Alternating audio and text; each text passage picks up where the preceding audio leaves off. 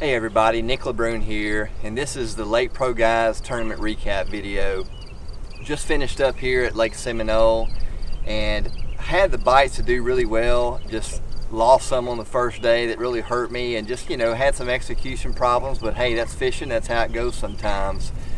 So I want to talk to y'all about some of the techniques and some of the areas that I had going on this week. And my main deal is I was targeting matted hydrilla, water hyacinths, some laydowns, and what I was doing there, I was just using a punch weight by Elite Tungsten, 1.5 ounces, and on that I've got a boss skirt, and paired with that I've also got a Hayabusa 5/0 FPP straight with a V&M flat wild.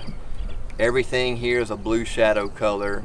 As you can tell, that's one of my colors I throw all over the country. The flat wild has an awesome profile with a lot of action, but like the name says, it's flat, so you get a really good hookup ratio. So that can be key sometimes when you're only getting a few bites a day. But anytime you're fishing thick cover, you're going to lose some no matter what setup you're using, so you just got to know that going in. So on the rod and reel side of things, I'm using the Fitzgerald rods, Titan HD. This is the 7/8 heavy version. And what I like about this rod is that it's my go-to for flipping heavy cover. It's a big, powerful rod, but the way that it's balanced, it's just lightweight. The balancing system is key, and that's what makes the rod legit. On the reel, I have a Fitzgerald Stunner Series 7-1, and my line is Sunline X Plasma 60-pound braid. The X Plasma has a coating on it, and it just it's real smooth. It doesn't have a lot of noise going through the guides, and also I think that coating kind of helps cut the vegetation sometimes if you have one in a thick mat. And the strength is there. Strength and durability are always key when it comes to braid. So moving along, another key thing that I was doing, and this was a real big player in practice when it was cloudy and windy and still pretty cold, is I was throwing a 4.5-inch producer swim bait. I had that rigged on a 7/0 belly weighted hook by Hayabusa, and the key with this is I was finding the areas where the fish were spawning or had been spawning, and I would just kind of throw this out on the flats and just crawl it as slow as I could while maintaining the action of that swim bait. The 1/4 ounce size kind of allowed the bait to get down, but I could still reel it slow if I needed to. This color swim bait by Producer is a new color we've been working on called TW1. It's just kind of a green pumpkin with a little bit of purple in it. If I got in some more stained water on Seminole, I throw a color called Blue Crack. It's just kind of a blue minnow with a little bit of chartreuse in it. So the TW1 and the Blue Crack were my main two that I'd kind of rotate. And I was mainly getting bit on the 4.5-inch model this week.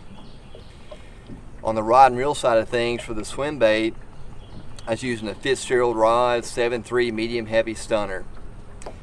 The Stunner Series is very versatile. Anything that you need a real good hook set with and you need some backbone, the Stunner Series is hard to beat. I had a Stunner Series reel, 7-1. The reason I use a 7-1 is because the swim bait doesn't have a lot of drag to it, so I could just reel really, really slow, but if one sledged me and kind of ran toward the boat, I could catch up to him quick. Sunline 20-pound FC Sniper fluorocarbon on that. So those are the two techniques that I was using, and it was mainly targeting spawning fish. Some places with the flipping deal, it was kind of a stopping point where fish were staging or coming back to after they had spawned, and a lot of that had to do with different canals, and I'll talk to you that in our next segment when I show you the areas.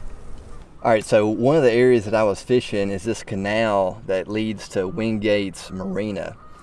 The fish are kind of using this canal to spawn, and they would kind of stage on the outside of the grass and kind of move up on the inside grass line to make their beds.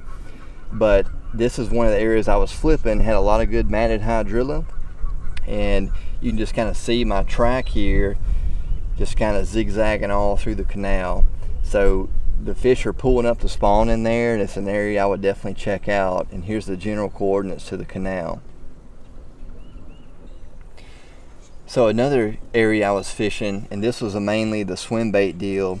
This is north of Wingate's Marina. This is just a little pocket that had a bunch of docks and a few little islands in it. And the fish were really pulling up in there, and there was a lot of beds, a lot of fish roaming around, pre and post spawn fish.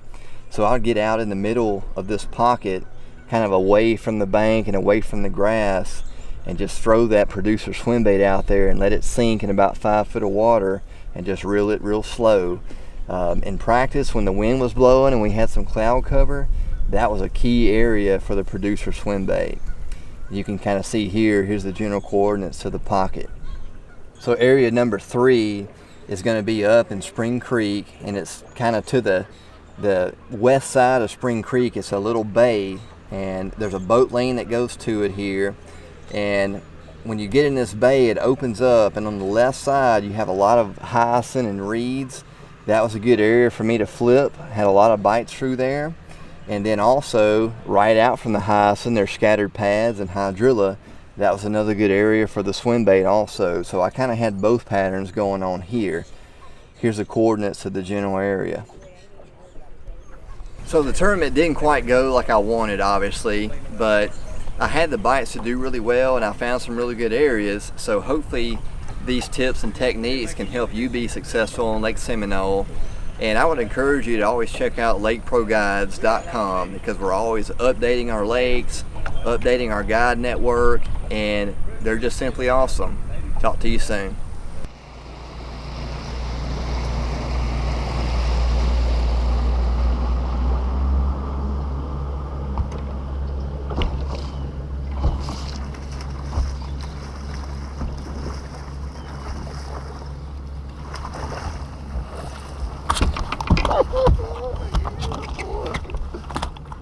Oh, that's awesome, man. Congratulations. John Cox idles by you, catch a 5-pounder. Awesome, brother. All right, man. I was right.